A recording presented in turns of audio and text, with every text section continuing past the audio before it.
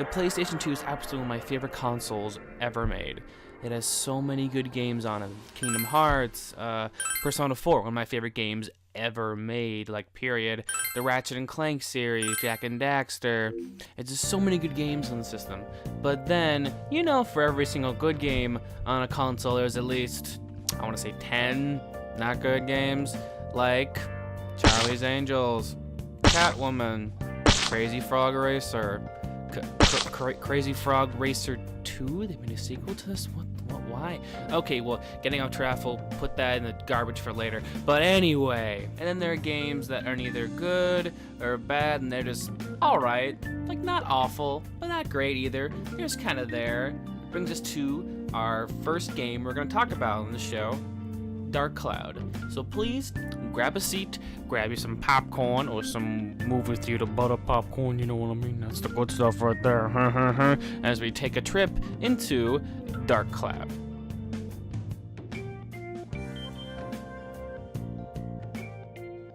Dark Cloud, or as it's called in Japan, Daku Colado, was released in Japan December 2000. The game was developed by Level 5, who you might actually know they work from the Professor Layton games, of which I've only played the Ace Attorney crossover game.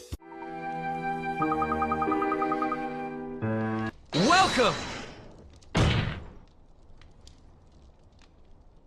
Our bakery uses only the finest ingredients. Upper crust goods for not much dough. Talented and highly enthusiastic, it seems.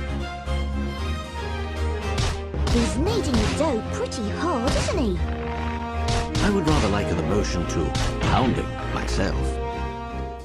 Best game, good game, best game, best game, best game, all-time best game. Dark Cloud was actually Level 5's first game as their own company. The company is formed after Akihiro Hino, I think that's how you say it. I'm sorry to his family, I guess. And his game dev team Riversoft left and decided to form his own team, but he originally thought they wouldn't be able to stand on their own, so he originally made a deal with Sony in order to make a launch title for the PS2, and thus Dark Cloud was born. But it was unfortunately delayed a little bit after the PS2 was out, because, you know, they wanted to iron out some kinks, which I'm always good for. You know, I hate people who just shove games out. It's like, oh, it's finished, when it's like not like whatsoever. But enough of the history lesson. Let's light this candle, blow it. The game opens up as most stories do, performing a ritual to awaken an ancient evil genie and to bring about the end of the world. You know, typical stuff.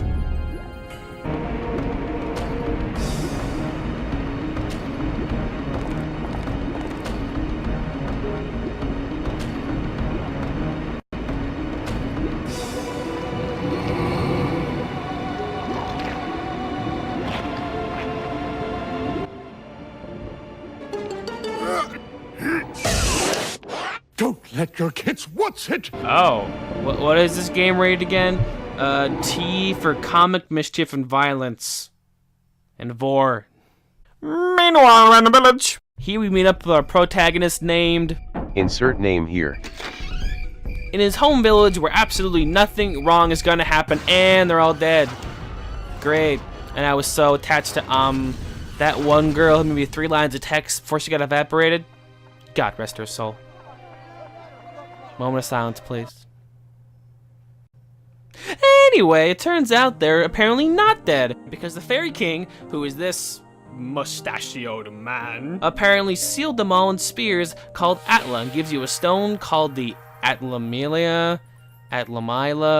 It's sometimes some kind of disease, but whatever, which will allow you to retrieve the Atla and restore the world to normal. And the first order of business is to meet up with the village elder, and once you meet up with the village elder, he tells you to enter into Duran's cavern in order to receive help from divine beast Duran, and upon entering the cavern you must face the most dangerous thing of all.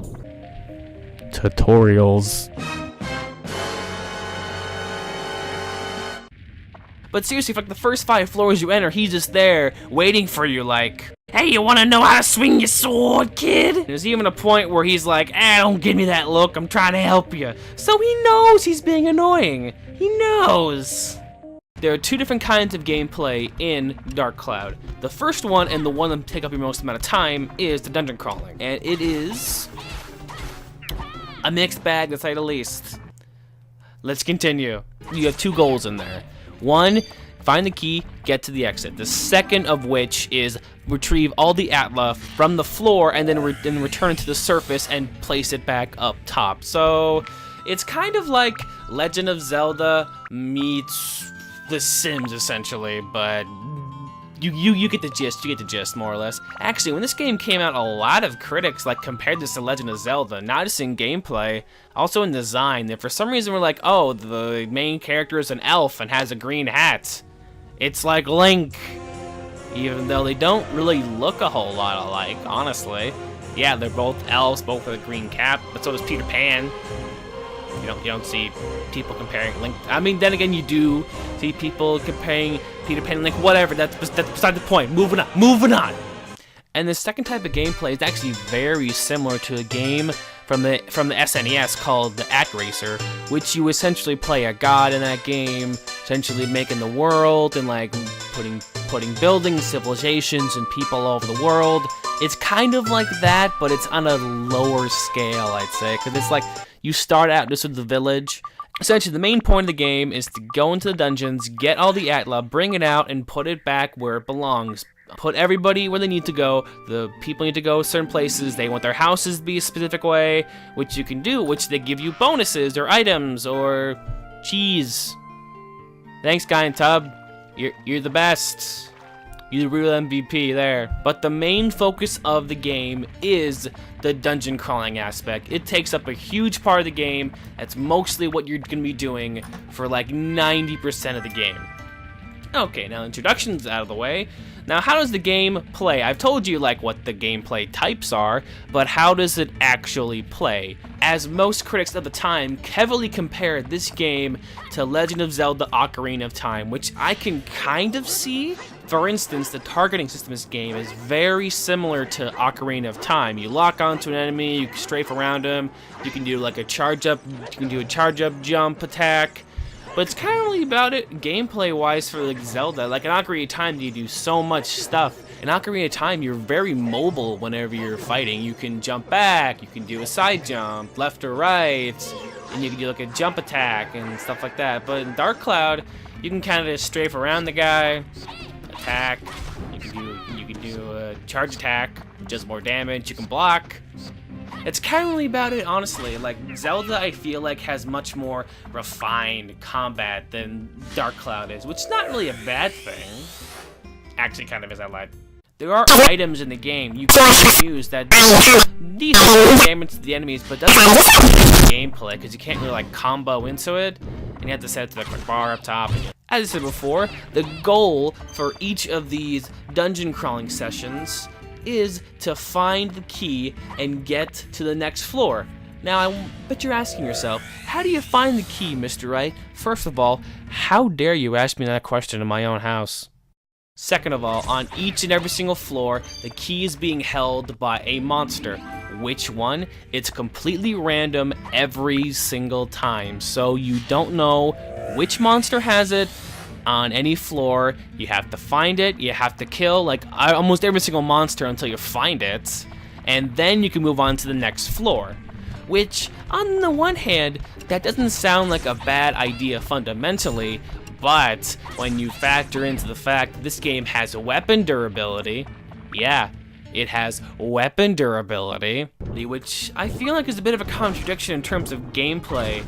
Like, your main goal is essentially to kill all the monsters and go on to the next floor, but there's a system in place that limits how many hits you can do. Of course, there are items you can use to fix your weapons that'll make it better, and there's more weapons in the game you can get if you're lucky, that is. Okay. And the only way that you can find new weapons in this game is if you find one of the giant chests. The first way to unlock it is with a key, obviously, but in my entire playtime I found maybe one key. I think you can buy it from the store or something like that, I'm not sure.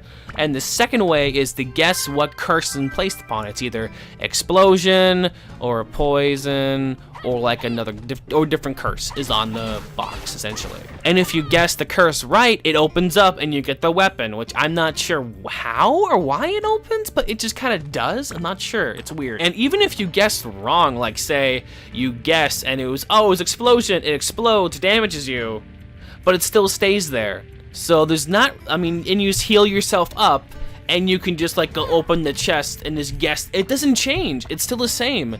Like say you guess it was poison, but turns out it was an explosion, and it blows up. You heal yourself, and then you do it again, and it's still the same answer, so you can still get the weapon. But the worst part about it is it's completely random, even if the weapons spawn or not. Because you can go like 4 or 5 floors and not get a single weapon whatsoever. And every single floor is randomly generated. All the enemies are randomly generated, where they are randomly generated, what's in the chest is randomly generated, what chests there are all randomly generated. This game relies heavily on RNG, and it's really to its detriment. I think the best example of why the RNG doesn't work in this game is probably these glowing spots you find on the floor, which can potentially either heal you, raise your stamina, to poison you, almost break your weapon, almost kill you, and there's like no differentiation between which one is which, so you can just like walk around and, oh hey, a glowing spot, oh wait, your weapon's almost broken. What? That doesn't make any. Why would you design a game like that? There's no different colors or anything that tell them apart. It's so stupid. It's like one you step on, oh, you get a cake, stuff like that. The other one you step on, you get slapped in the face and they steal your wallet. And you can level up your weapons. The more enemies you kill, the more experience you get, and you can level up your weapons. And sometimes enemies drop items, or you can get them in chests, you can buy them at the stores. You can then attach that to your weapon, boost your stats, boost how effective you are against certain enemies, what attributes you can have. You can have like holy, light, fire, wind, stuff like that. You can upgrade that. I like that. This is actually a pretty cool weapon system. And when you get a weapon up to level 5, you can craft it into a weapon sphere, which then you can use to fuse onto different weapons and make them stronger. I actually think the weapon system in this game is kind of cool. Minus the weapon durability stuff, it's pretty interesting. You can like experiment with different stuff, hook on different weapons to it. But anyway, I think I spent a little bit too much time on the weapons and the randomness and stuff like that. Let's get back to the story for a minute here. After a few floors of dungeon crawling, you run into this guy who claims that you are not worthy of the power given to you by the Fairy King, and he challenges you to a duel.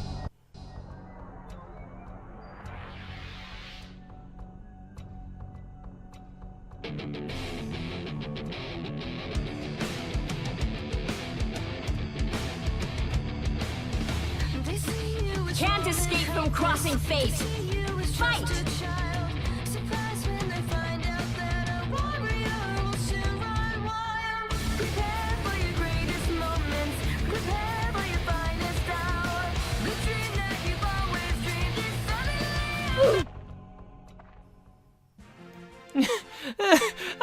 I won that?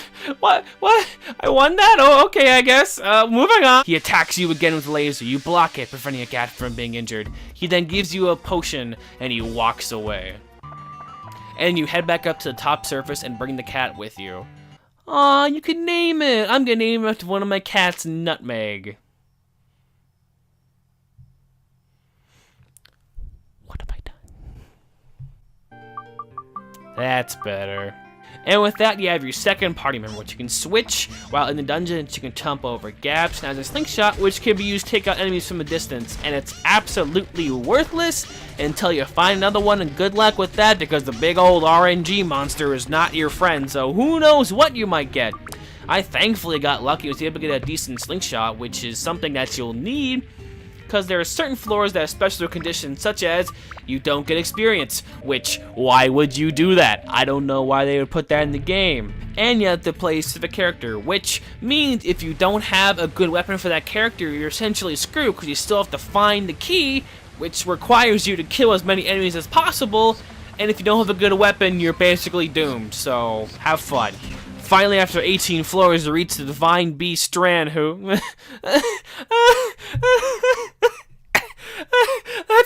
That's the least looking divine thing I've seen in my life.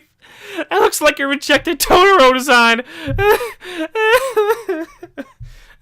Duran has been corrupted by the power of the Dark Genie. In order to bring it back to the senses, there's only one option. Beating the crap out of him, of course. And so begins the actual first boss fight of the game, and it sucks! He flies around the whole stage and shoots fireballs that can destroy the stage, and you fall the second the platform breaks, which can take close to half your health, and the way you beat him is super monotonous. You have to use the cat girl to hit him, then switch back to the main character to hit him once, maybe twice if you're lucky. It takes forever. You have to keep switching back and forth, which I didn't realize you can hit the select button to switch, so I kept going back into the menu. The boss fight took me close to an hour to beat after me falling over and over again. Thankfully, you can switch characters upon dying as long as you have an item called Stand-In Power, which allows you to switch characters upon death. And if you don't have it, it's basically game over. Point. You can either quit the game or you can lose half your gold. So the best strategy is to save before you go into the dungeon, and then when you die, you can reload your save file. So after close to an hour, I finally beat some sense to Duran. He comes to his senses, he flies you out of the dungeon and tells you to go to the next village. And for all the troubles he gives you, he gives me a map. A map.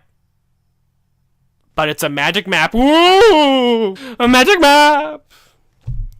It's like, that makes it better, I guess. Okay. The map allows you to travel instantly between towns and dungeons, which, I mean, is kind of cool, but I would prefer, like, a sword or, like, some new power or something, but whatever, who cares. And then, after that, you go to the next town and meet the guardian of the village, who is a tree.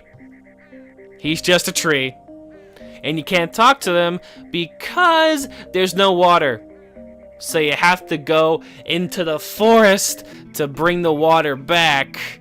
And there's more dungeon crawling. Oh god. And somehow they made this dungeon worse than the last one. In the previous dungeon, it was just one key. In this dungeon, it's 3 keys. And it's random which key will work. So you need to basically grab all 3 keys every time. This is like 3 times as worse. Who thought this was a good idea? This is the point I unfortunately gave up with the game. I wanted to like this game. I honestly really did. There's just so many things holding it back, but there's a bunch of good things in the game. Like, I like the weapon system, minus the weapon durability.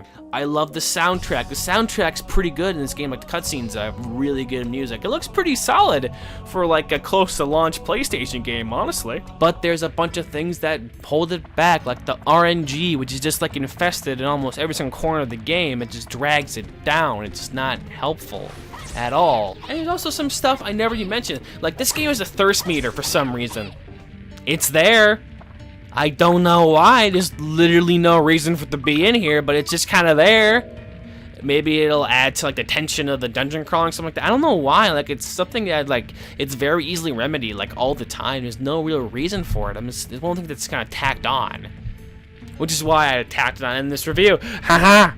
Seriously, this is a game that has this. There's a good game in here. If they just take away all the stuff that didn't work and refine the stuff that did work, this could potentially be a pretty good game, which is honestly what they did for this.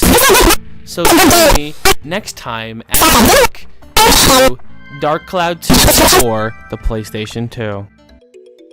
Hey, thanks for watching. If you like what you see, you can subscribe, because I'm making more of these. I'm not sure when the next one's gonna be coming out, but I'm gonna be starting working on it soon. And yeah, this is my first actual like legit review I've ever done. So if if you have any advice at all or anything, or any criticisms at all, just let me know in the comments. Let me know what you think. And the only thing I ask is just be gentle. I'm a very fragile boy. Please be gentle. Please. But anyway, have a good day.